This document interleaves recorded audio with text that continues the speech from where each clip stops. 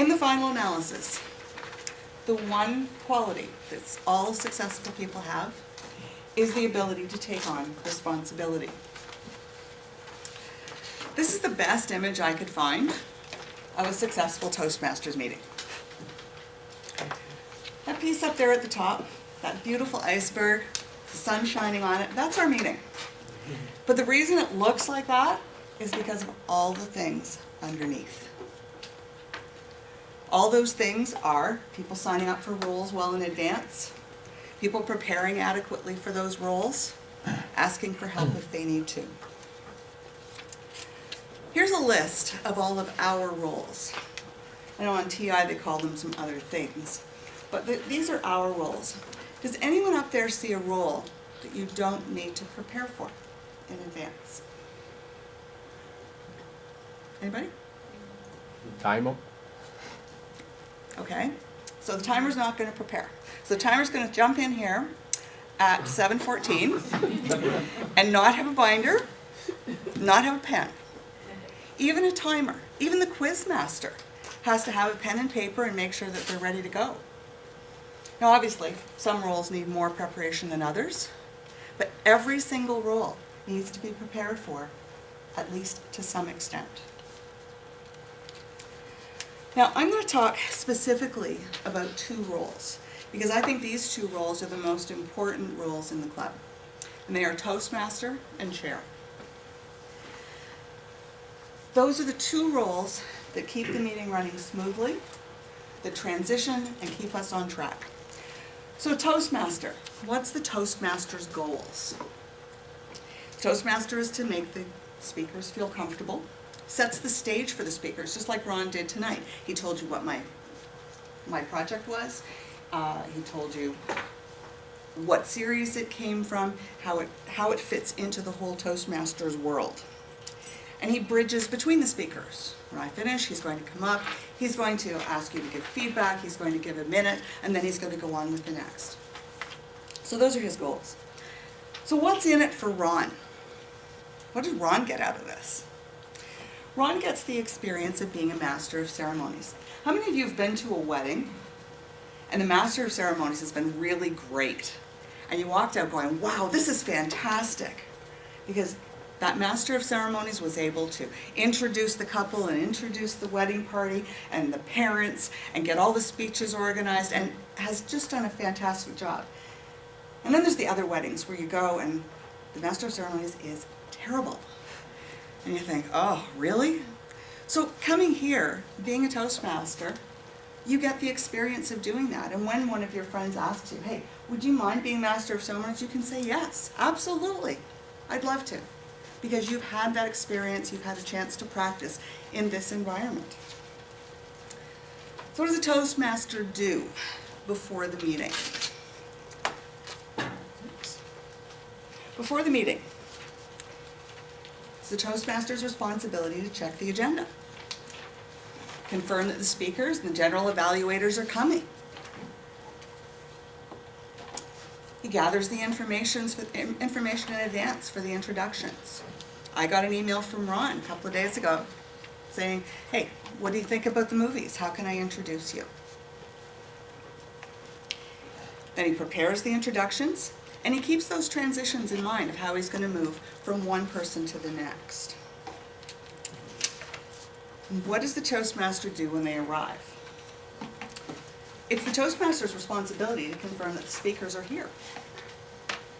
And if they're not, to make sure that the chairperson knows that they're not and that there's going to need to be some changes to the agenda. When he comes up, he describes his role. What's he here to do? Conducts the introductions, obviously. And I put the next one in bold. Start the applause. I've seen it so many times where the Toastmaster hasn't done that. And people in the clubbing, we're here every week. We know what to do. But people will be sitting there going, okay, is it time to clap? Should I clap? So when you're the Toastmaster, when you've introduced the speaker, start the applause so that everyone knows, okay, this is the time. Greet the speaker with a handshake. Have we ever seen speakers chasing the Toastmaster around to shake hands? Right? So stay at the lectern. When the speaker comes, shake hands, and then step down. Always allow 1 minute of time for people to give feedback. The club's feedback is really important to the speakers. It's something that they use to improve with.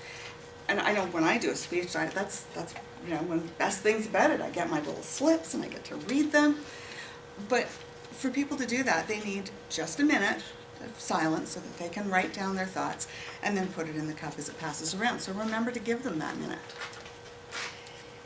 And of course, at the end, remind the speakers to vote. People to vote for the best speaker. Our chairperson. It's the chairperson's responsibility to run an effective business meeting and ensure that all the parliamentary procedures are followed. What's in it for you? I think this is probably more valuable to individuals, especially those of us who are in business. This is what teaches us how to run a business meeting. And it's especially important if you're dealing with boards. Whether it be a volunteer board, a corporate board, they all run on parliamentary procedures. Imagine how embarrassing it would be to be invited to the board meeting and do the wrong thing at the wrong time in front of the CEO and the CFO and the CO and all those C's. Right? You can come here. You learn how to run a meeting. You understand how it goes. You learn parliamentary procedure. And that is something that you can take out into the world. Now, I'm going to do something here that's not normally done in a speech. I was general evaluator a few weeks ago, and the chairperson I thought was amazing. The preparation involved I thought was just fantastic. So I've asked Dennis if he would stand up and just take a few seconds, a minute, and tell us what you do to prepare as the chairperson. What does your week look like? Thank you, Sue. First thing I do is I go on to the meeting that I am the chairperson for, and I click follow agenda changes on EasySpeak. So anytime someone changes roles or something's added, I get an email to know what the agenda's like. I also, the meeting before, I pay attention to whatever business there is, so that when I'm running the business session, I know what it is that I need to go for old business, new business. I send an email out to everybody that I'd be introducing, and specifically the Toastmaster General Evaluator, and have them follow up with the people that they need to follow up, the speakers and the evaluators. Follow up to make sure that everybody's prepared for the roles, that they have approved or accepted their roles. If they're not coming, let us know right away so we can make those changes. And then prepare the introductions and arrive at the meeting early and double check the agenda. And then when we're good to go, I'm good. Thank you. That's how it should be done. As I was astounded. I got the email from Dennis, and it was the first time I'd ever received an email quite like that, which was very detailed in terms of this is what you need to do for your role, so that I can do mine. So the chairperson is responsible for checking the agenda, helping fill the roles, communicating the theme, and preparing introductions. At the meeting, I saw Reva today. She asked for the reading of the minutes. She asked if there were errors and omissions, made the changes. Asked if there were any new members to be voted in. She went on to ask about old business, and then on to new business before everything stopped for orders of the day.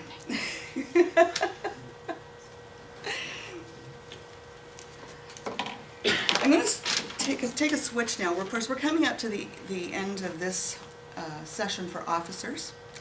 And Dennis will be chairing the nominations committee, and he'll be talking to everybody over the next, 2 months. Elections are May the 3rd, and it's this time of year where everyone can learn about the rules and determine if there's something that they're interested in, they're passionate about, etc. This is the list of officer roles. Now, there's one missing from this list. It's not to diminish the position, and that's the immediate past president. But we don't vote on that. Our immediate past president next year will be Trin. So I'm going to go over the officers' roles that any of us can assume in the upcoming year, or at least run for and be voted on. Each officer role is a 1-year term. The officers need to attend most of the weekly meetings. There's also a monthly officers meeting that's held on the second Sunday of the month from 2 to 4. And there's twice yearly training. Minimum half a day, but you can stay longer and learn more if you choose. What's in it for me? There's no question, being an officer of a club is a lot of work. But there's also a lot of rewards. You have the opportunity of taking on a challenging assignment. This may be something completely new to you. You have the opportunity to work with a group of dedicated individuals. And you have the opportunity to give something back to your club. I've listed each of the responsibilities for each of the positions. For Sergeant at Arms, our Sergeant at Arms tonight, Ivan, thank you, was here early, got the room all set up, and after most of us have gone home, he's going to be here tearing it down. It's a Sergeant at Arms' responsibility to make sure that we have supplies, make sure we have cups to do our toast, cookies in the kitchen, important stuff. He maintains the inventory, and he opens the meeting. The President presides over opening and closing the meeting. She makes our guests feel welcome. She has them introduce themselves. She gives them ribbons. She also manages the officers' meeting. She sets the agenda and chairs those meetings. VP of Education. VP of Education is responsible for setting the weekly agenda. Filling the rules as needed, as well as a few emails. Manages Easy Speak. My process when I leave here tonight will be to go home and put in the attendance on Easy Speak. All the roles that you've signed up for on the clipboard, they will all be put in. Emails will go out so that you can respond. I assist with the induction of new members. Review the education plans with those new members once they've been inducted. I liaise with the VP mentoring to make sure that everyone who would like a mentor has one and can make the best use of them, and organize the club contests. Public relations, I was astounded. Lindsay tells me that she is not technical. I have a really hard time believing that. Because her role, she films all the speakers, uploads them to YouTube, she photographs the meetings, puts them on Facebook, she writes a blog, she does website content, newsletters, and promotes the club in any other way possible. VP membership. Everyone sees Andrew out in the hallway when we arrive. He greets guests, has them sign in. He makes sure there's welcome packages for everyone, and he answers questions about the application. Secretary records the minutes of the meeting, reads them during the meeting, and does the same for the officers' meetings as well. And last but not least, our treasurer. Treasurer prepares the annual budget, collects the dues, sends them to TI, and places orders for supplies that we need from TI, and reports back to the club. How are we doing financially? I'm going to close with a quote, not by somebody famous. That's probably not even original. But my mother always said, if something's worth doing, it's worth doing well. So stretch your leadership muscles, take on roles that challenge you, and do them well.